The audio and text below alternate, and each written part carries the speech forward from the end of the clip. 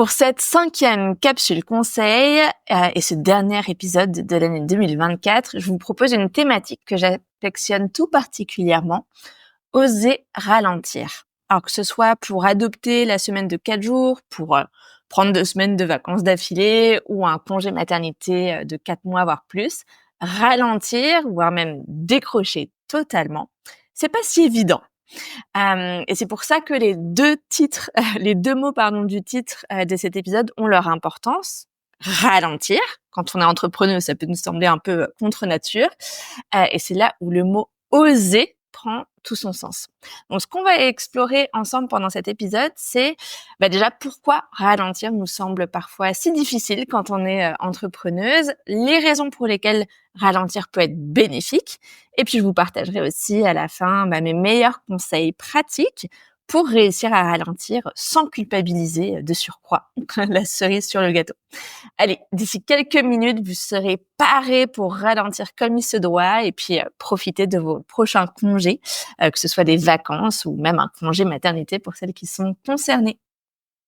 Alors déjà, pourquoi c'est difficile de ralentir quand on est entrepreneuse? C'est vrai que quand on est son propre patron, ralentir, ça peut donner l'impression de perdre du temps ou des opportunités cruciales pour faire grandir son activité. On peut avoir peur aussi de perdre ce qu'on a mis en place ou ce qu'on a créé, que les choses s'écroulent en notre absence. On peut aussi avoir une certaine pression financière, faut le dire, qui est doublée de cette fausse croyance qu'il faut travailler plus pour gagner plus, comme dirait vous savez qui. Alors qu'évidemment, nos résultats ne sont pas nécessairement proportionnels à nos efforts ou au temps passé dans notre activité. Et puis sans oublier notre tempérament dynamique, notre passion pour notre activité. On s'est pas lancé dans l'entrepreneuriat par hasard. Notre activité, elle est source de plaisir, de satisfaction, d'épanouissement. Et ça peut vraiment rendre difficile à l'idée de freiner. Pour autant, ralentir par moment, c'est vraiment important. C'est en plus un muscle à muscler pour pouvoir l'activer quand c'est nécessaire. Alors ça peut être pour quelque chose de prévu à l'avance, comme un congé, mais aussi pour une situation qui nous y invite brusquement, un incident perso par exemple. Plus on va s'exercer à ralentir en prévoyant des pauses de temps en temps, plus on aura la flexibilité d'esprit et la flexibilité aussi en termes de process pour pouvoir faire des véritables breaks quand la vie nous y invite. Et en effet, ralentir, ça a plein de vertus. Déjà, ça permet de prévenir l'épuisement professionnel. Le burn-out, c'est pas rare chez les entrepreneuses, surtout quand on a du mal à prendre le temps de souffler de temps en temps. Donc, ralentir, ça peut vraiment être une stratégie essentielle pour préserver son énergie sur le long terme. Parce qu'à court terme, on peut avoir l'impression que tout le temps dans l'action, c'est quelque chose de positif, mais en fait, si on prend un peu de recul, on peut vite se rendre compte que c'est pas nécessairement durable. Ralentir, ça permet aussi de gagner en clarté mentale parce que on va prendre du recul, on va revoir ses priorités, identifier ce qui fonctionne vraiment dans notre activité. Et ça, c'est peut-être moins facile à faire quand on a la tête dans le guidon, comme on dit. Moi, je vois vraiment, par exemple, chez les femmes que j'accompagne à prendre un vrai congé maternité, donc sans travailler pendant plusieurs mois d'affilée. Elles reviennent en fait avec un regard neuf sur leur business, à leur reprise, et ça peut enclencher des décisions qu'elles auraient pas prises en restant comme ça, la tête dans le guidon. Donc ralentir, ça favorise aussi quelque part la créativité. On peut avoir ses meilleures idées dans des moments où on s'autorise à rien faire ou à changer de rythme. Et puis peut-être dernier argument, ralentir, c'est aussi donner l'exemple. On vit dans un monde où tout va très vite, donc c'est presque un acte militant quelque part que d'oser ralentir et de l'assumer.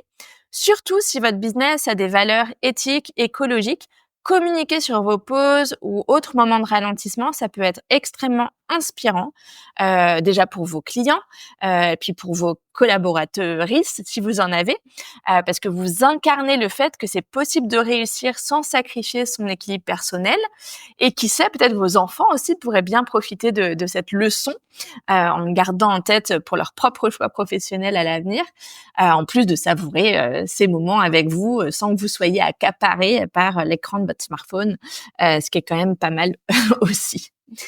Alors, OK, c'est bon, j'ai réussi à vous motiver?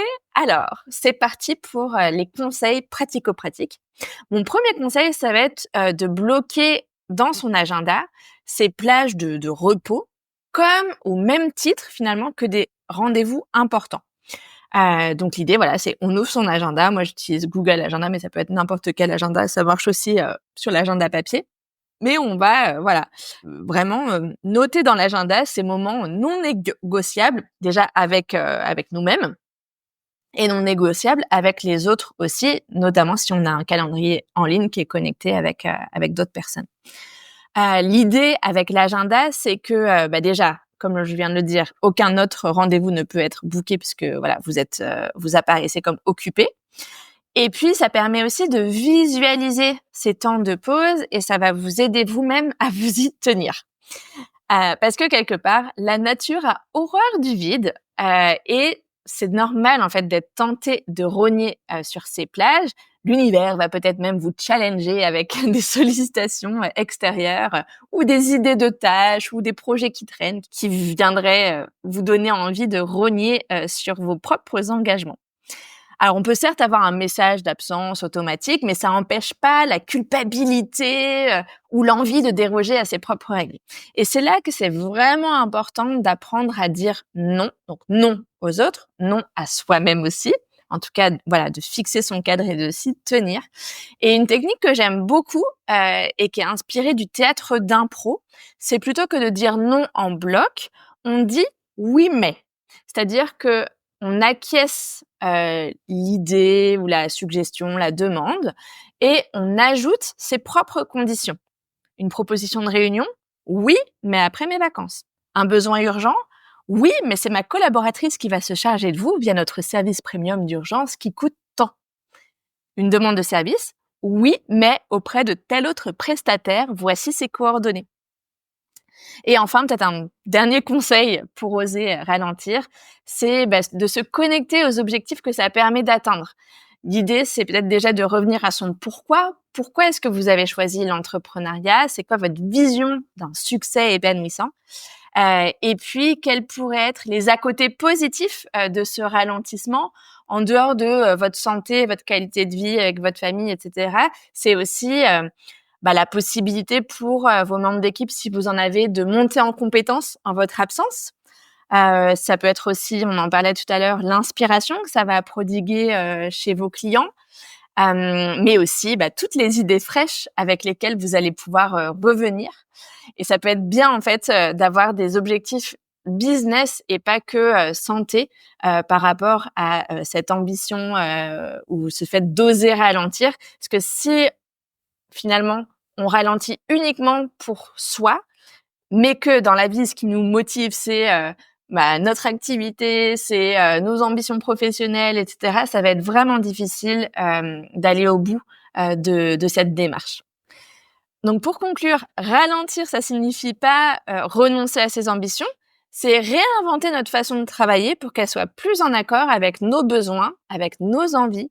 C'est prendre le temps de lever le pied, de construire aussi un business plus solide, plus durable, plus aligné avec la vie qu'on a envie de mener.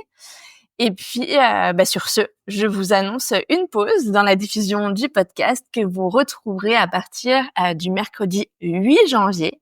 Et d'ici là, je vous souhaite de très, très belles fêtes de fin d'année que je vous souhaite au ralenti.